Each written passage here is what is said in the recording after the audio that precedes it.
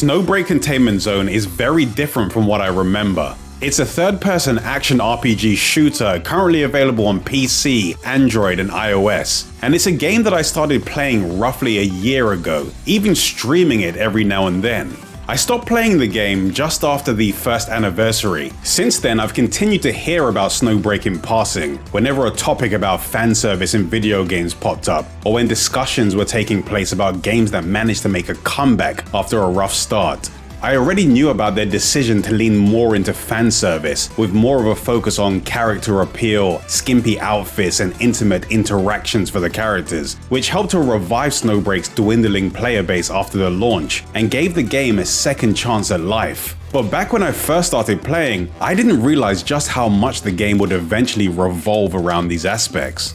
Recently, the developers reached out and asked if they could sponsor today's video, so I decided now would be a good time to revisit the game and see what's changed, and honestly, it's been a bit of a surprise so far. But if you're interested in trying the game for yourself after watching the video, click the link in the description and pinned comment to download the game on your preferred platform. I mentioned that fan service helped Snowbreak make a comeback after a rough launch, but I should probably go into more detail about what they focused on to help make this happen. Fan service has become increasingly prevalent in higher budget gacha games over the years, with many titles leaning towards female-focused content while being more cautious about releasing male characters, which has become the focal point of many debates across various fan bases. But Snowbreak has managed to take this to another level with their focus on constantly improving their character models and interactions outside of the general gameplay content. While many anime-style games with fan service tends to showcase this primarily through a character's appearance or with suggestive dialogue, many of them tend to use 2D animations or artwork. Snowbreak aimed to stand out by using high-quality 3D models and immersive, interactive gameplay-focused systems. A great deal of this is showcased within their interactable scenes and the dorm features.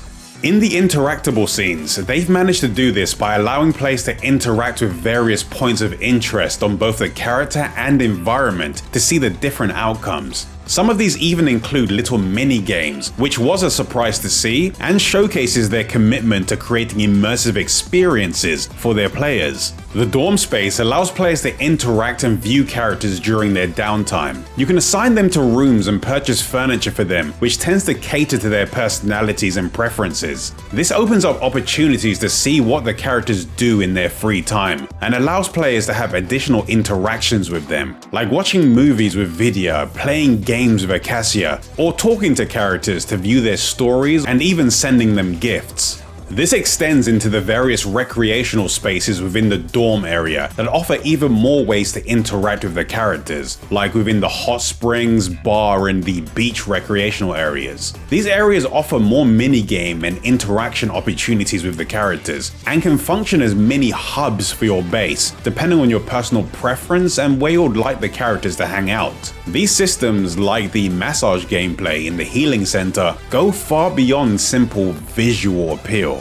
You can also use various customization options to personalize your home screen using your favorite characters in their currently owned outfits. But for owners of the interactable scenes, this can be enhanced further, since you can choose from a selection of the best moments in these scenes to select as your background. The amount of interactive scenes has been gradually expanding over the past year, giving players the opportunity to spend more time with the characters in ways that go beyond what is typically seen in gacha games. And that's something they wanted to focus on in their new update, the Cerulean Getaway, by adding new stories, fun single-player and multiplayer gameplay events, new swimsuit outfits, and even more interactions with the characters, along with a new summer Pure Heart version of Fenny, a character that introduces aerial combat mechanics, which allows her to stay mobile and evade ground-based attacks. These core features have managed to make Snowbreak stand out when compared to other fanservice games, so it's understandable why it's often used as a reference point when talking about games that have found success through fanservice. While the overall structure of the game hasn't changed much, the vision for the content, character design, and the general direction of the game has shifted from what I remember. The main story tends to have a serious tone overall, but the side content is pretty light-hearted and feels more like a slice of life story, and they make it clear that this is now a master love or harem-focused game. All of the playable characters are your love interests, and during gameplay, you take control of these characters to complete the various missions. But outside of the combat-focused content, you're usually in control of the main character, who is referred to as the adjutant in this game. The narrative direction of the game pivoted pretty aggressively into encouraging emotional investment into the characters. The sincere and emotional relationship building between the adjutant and the girls during the storyline is surprisingly well done, which is made possible due to the game's relatively small roster compared to other gacha titles. Instead of constantly releasing new characters, they often release variants of existing characters, which helps to give them more of a prominent and reoccurring role in the overall story. This makes sense for the direction the game has taken, since you'd want the characters to have enough screen time for the player to actually care about them. The game was starting to lean into the harem aspects while I was still playing, but at the time not every character was involved. Now that I've returned, it does feel like they're laying it on thick to the point where it's pretty comical. Back when I first started playing, I thought the world building and the overall premise of the story was pretty interesting. And even though they were starting to lean into the romance-focused aspects back then, because now so many of the girls are involved, it could be a bit of a whiplash for returning players that weren't expecting it, especially since it seems like some of the characters act a bit different from how I remember them. But once I understood that Snowbreak is now more of a harem romance visual novel with third-person shooter gameplay, it was easier for me to accept and enjoy it for what it was. The game isn't afraid or ashamed to put its themes at the forefront, and it doesn't need to subtly imply things, because they make it very clear what you're in for. And after returning, I apparently have multiple wives now, so while going through the story, I'm just trying to figure out who they are. I play Snowbreak as a free-to-play player, and when I first started playing, I had a pretty comfortable time getting into the game, since I managed to get Cherno as my first limited character, who pretty much just melted everything she was up against while I was still ranking up. Back then, I would have considered the game to be free-to-play friendly, but it does seem like even that aspect of the game has been improved. So what exactly makes it so free-to-play friendly? As I mentioned before, the fanservice approach was an intentional monetization decision, which also helped them shift away from solely relying on gacha systems. This has gradually helped the game become much more free-to-play friendly. Back in 2024, just after I started playing, in addition to the original 50-50 style gacha banner, they also implemented a separate banner that gives you a 100% chance to get the limited character in 100 rolls, compared to the 80 rolls needed for a 50% chance. Back then, both the patch I started on and the anniversary patch, which happened soon after, gave away a new limited 5-star character. So receiving those guaranteed characters as a new player made it feel like my account was being boosted. But surprisingly, that generosity has now become the standard plan for the game. The developers announced that from now on they'll adopt a 2-character update plan, and the second character of each update will be obtainable for free. It was announced that players will be able to earn enough resources to eventually be able to pull for 1 limited character in each update, which potentially means you could possibly get 2 limited characters per update. Which could lead to this being a game where as long as you're active, you should be able to acquire the characters you want.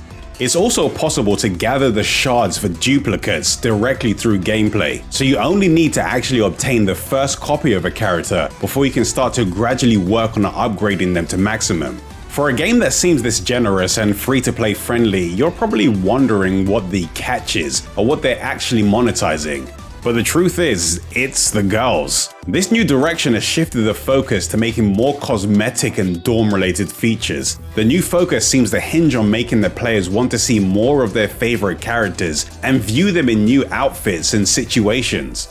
The majority of the interactions with the characters are freely available and can be found in the dorms, but if you want some of the more intimate, interactable scenes, those are paid but are surprisingly affordable. But I just want to be clear, there's no actual nudity in this game, it's just suggestive content. On my main account, I managed to reach level 86 out of 100 before I stopped playing. So from what I remember, I was able to access all difficulties of content in the game. I missed out on returning to the game for the 2nd anniversary, but surprisingly this patch seems like it was the next best time for me to return, and almost seems just as generous. When logging in for the first time after returning, Caroline was there to give me a rundown and introduction to some of the major changes that happened since I was away, mainly making me aware of the new structure of the story content. I also received quite a few new rewards upon logging in and in my mailbox, like new outfits, various materials and currencies, and even a 5-star standard character selector. One thing I forgot about was how fast it was to complete my dailies. I think it takes roughly 1 minute or less to run through the general daily content, since it's all menu based once you've completed the prerequisites. But there are additional modes that have their own daily reward systems that might add some additional time onto your daily run, depending on what you wanted to do.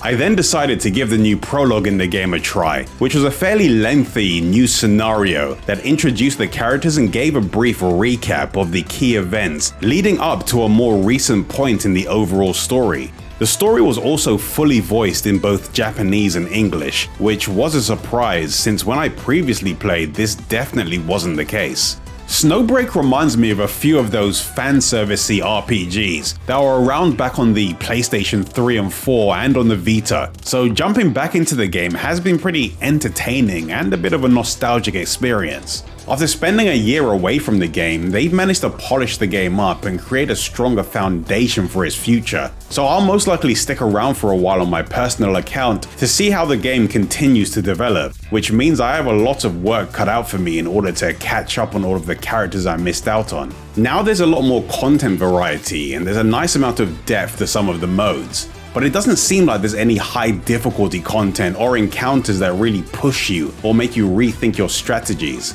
It is still enjoyable, but the challenge-based content seems to revolve around server-based rankings and getting better scores and clear times in specific types of content. So the amount of depth this game has depends on how far you want to take it. Snowbreak Containment Zone is available on PC via the dedicated launcher, Steam and the Epic Games Store, and also on Android and iOS.